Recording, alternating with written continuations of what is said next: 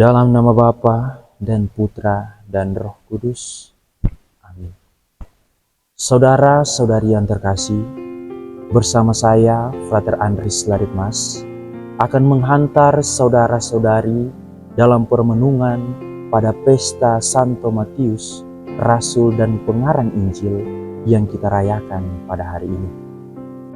Saudara-saudari yang terkasih, manusia selain merupakan ciptaan yang istimewa, jika dibandingkan dengan makhluk lainnya, dibandingkan dengan ciptaan lainnya, juga merupakan ciptaan yang oleh karena kebebasan yang melekat padanya, menjadi satu-satunya ciptaan yang senantiasa berpotensi untuk jatuh dalam dosa.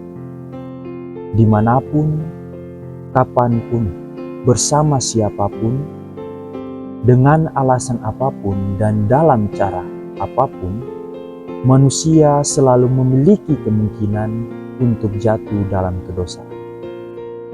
Dosa itu sendiri secara etimologis dalam bahasa Ibrani kata, dalam bahasa Yunani hamartia, hamartema, parabasis, dan istilah-istilah lainnya yang mana menunjuk pada pemahaman bahwa dosa merupakan kegagalan, kekeliruan atau kesalahan, kejahatan, pelanggaran, tidak menaati hukum, ataupun kelaliman. Dalam kata yang sederhana, dosa dipahami sebagai kejahatan dalam segala bentuk. Oleh karena itu, dosa merupakan suatu hal yang sangat dibenci Allah, tetapi juga dibenci oleh manusia.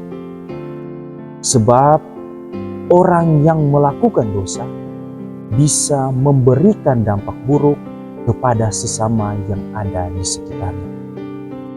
Kendati tidak semestinya manusia dibenci hanya karena dosanya. Sebab yang pantas dibenci dan dimusuhi oleh kita seluruh manusia ialah dosa itu sendiri, dan bukan orang yang melakukannya. Sebab seringkali kita tidak pernah merencanakan untuk melakukan dosa.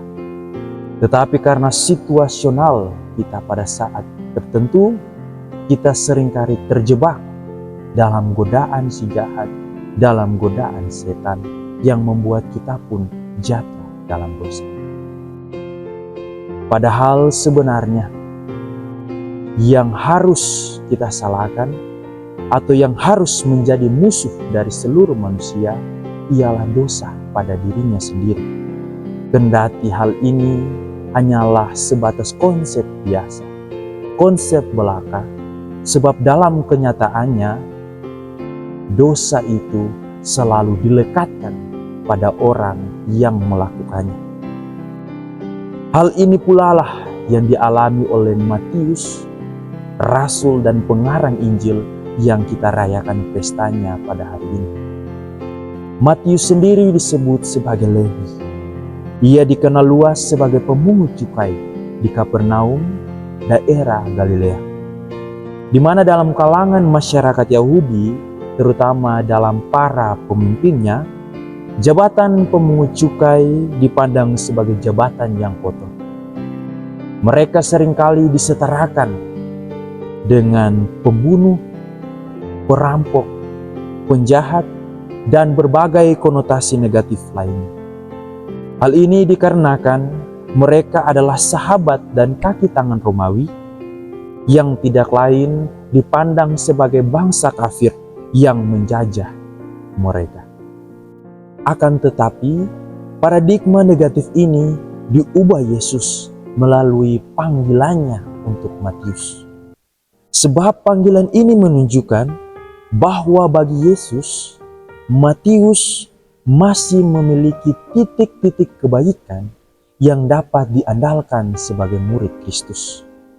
Kendati di lain sisi, panggilan itu kontroversial, sebab mendapat respon yang negatif dari sebagian orang karena mereka memandang bahwa bagaimana mungkin Yesus memanggil dan memilih seorang pendosa untuk menjadi murid.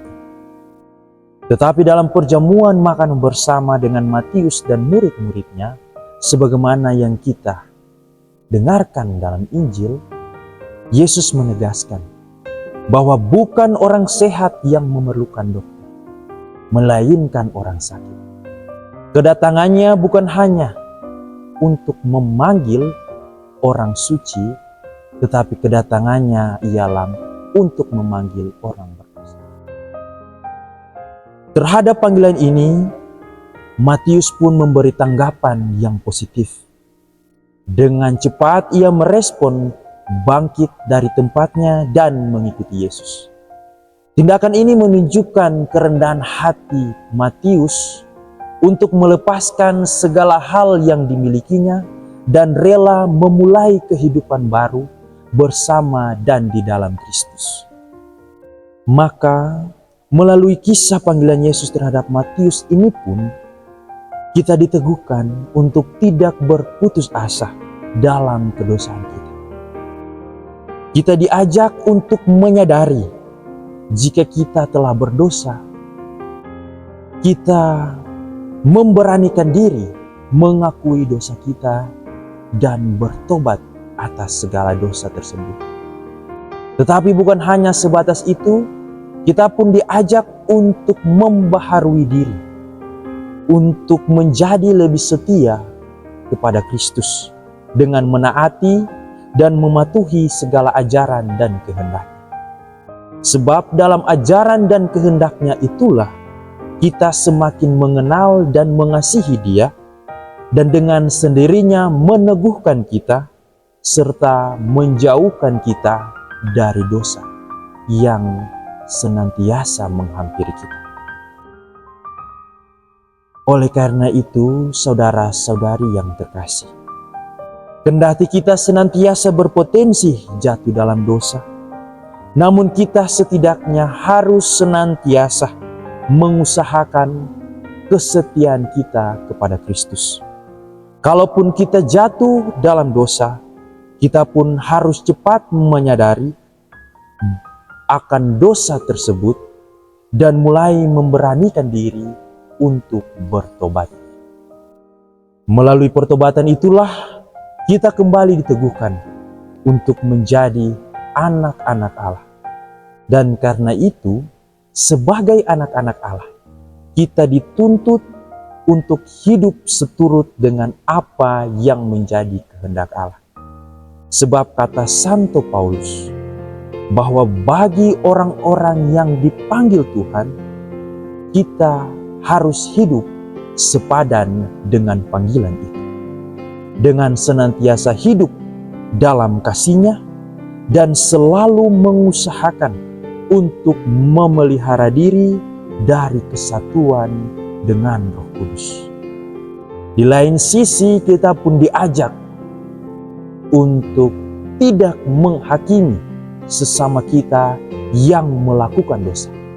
Sebab bisa saja hari ini saudara kita yang melakukan dosa, tetapi besok dan seterusnya bisa saja kita yang jatuh dalam dosa. Dengarlah dan ingatlah saudara-saudari yang terkasih. Setiap orang suci memiliki masa lalu, dan setiap orang berdosa memiliki masa depan. Rahmat Allah menyertai kita sekalian. Dalam nama Bapa dan Putra dan Roh Kudus.